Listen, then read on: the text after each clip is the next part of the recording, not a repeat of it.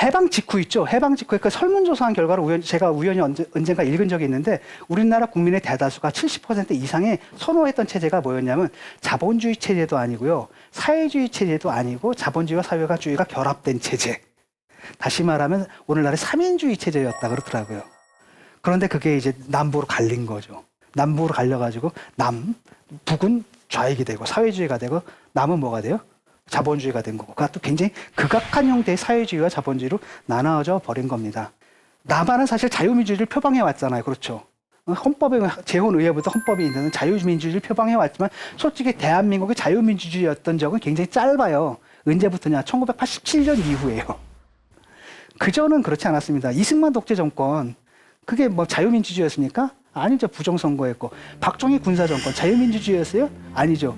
유신헌법이라는 건 사실 민주주의 헌법 자체가 아니에요. 그거는 헌법 자체가 민주주의가 아닙니다. 왜? 대통령이 뚝 언제든지 긴급 조치를 때려가지고 국민들의 기본권을 언제든지 제한할 수 있었거든요. 언제든지 의회를 해산할 수 있고 이건 사실 민주주의 헌법이 아닌 거죠. 그나마 87년 체제가 들어와서야 비로소 이제 자유민주주의가 등장한 겁니다. 사실 남한을 아주 오랫동안 지배해왔던 건 국가주의예요. 공동체주의의 한 버전인 국가주의입니다. 박정희식 국가주의였고 북한 같은 경우는 어땠냐면 솔직히 말하면 북한은 민족주의입니다. 사회주의에다 이제 민족주의가 굉장히 강해요. 근데 재미있는 것은 뭐냐? 국가주의나 민족주의나 둘 다 자유주의하고는 거리가 멀어요. 왜? 개인을 어디다 종속시키는 겁니까?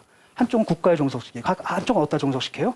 민족에 종속시키고 둘 다 집단주의 이념이다라는 겁니다. 그래서 우리 사회의 개인주의, 자유주의가 그동안 억눌려 왔던 겁니다. 남이나 북이나 그나마 남한은 좀 굉장히 자유로워진 거예요.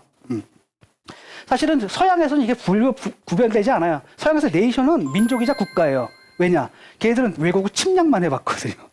식민지를 만들어봤거든요. 근데 식민 지배를 당한 나라에서는 국가주의와 민족주의가 분리가 됩니다. 예를 들어 일제시대 때를 생각해 보세요. 우리나라 독립투사들은 다 민족주의자들이었죠. 친일파들은 다 어떤 사람들입니까? 일본 국가주의자들이었어요. 조선의 민족주의하고 일본의 국가주의. 이러다 보니까 사실 민족주의고 국가주의고 원래 서구에서는 우익의 이념이거든요. 보수의 이념인데 한국에서는 갑자기 민족주의자들이 갑자기 졸지에 뭐가 되는 거야? 좌파가 되는 거예요. 이 사람들이 오늘 다 어디로 간 거예요? 북한으로 이제 올라간 거죠. 올라가서 오늘날 북한 사회는 사실은 사회주의지만 동시에 강한 민족주의적 특성을 갖고 있습니다. 그래서 그 사람들 얘기하는 거 보면 사회주의적 용어가 아니에요. 뭐 우리 민족끼리 뭐 애국 이런 거들 보면 사실 전형적인 우익의 용어거든요. 그럼 왜 그러느냐? 우리나라 역사적 경험을 반영한 겁니다. 그래서 한국에서는 바로 뭐냐? 민족주의자가 바로 뭘로 찍히는 거죠? 사회주의자로 그냥 찍혀버리는 거예요. 그래서 김구 선생님 같은 분은 사실 우익이잖아요. 민족주의자이면서도 우익인데 워낙 많은 사회주의자들이 워낙 많은 민족주의자들이 당시 일제랑 싸울 때는 사회주의 이념이 좋다라고 생각해서 사회주의 이념을 받아들인 거거든요. 그러니까 민족주의 이꼴 바로 뭐가 돼요? 사회주의, 좌파, 빨갱이 이렇게 돼버리다 보니까 많은 분들이 그것 때문에 피해를 입었어요. 그래서 6.25 전쟁 이후에 이제 북한은 사실은 민족 사회주의가 된 거고요. 남한 사회는 5.16 쿠데타 이후에 사실은 국가주의 체제가 돼버린 겁니다. 자유민주주의 체제가 아닌 거예요. 그나마 북한에서는 워낙 반대파를 갖다 완벽하게 억압을 해가지고 저항의 요소가 없어요. 아니 사람들이 인민들이 10만씩 20만씩 굶어지면 그 체제가 망해야죠. 그렇죠. 대한민국은 어떻습니까? 뭐 정부가 구조만 조금만 늦었어도 난리 나죠. 그냥 정권 바뀌어요. 그런데 거기서는 몇십만이 죽어도 사실 정권이 안 바뀌잖아요. 왜? 저항의 주체 자체가 없어진 겁니다. 그나마 남한 같은 경우에는 뭐였냐면 그나마 형식적으로는 자유민주주의 체제를 유지했잖아요. 표방했잖아요. 왜? 우리가 미국의 영향하에 있었기 때문에 미국식 체제를 받아들인 거거든요.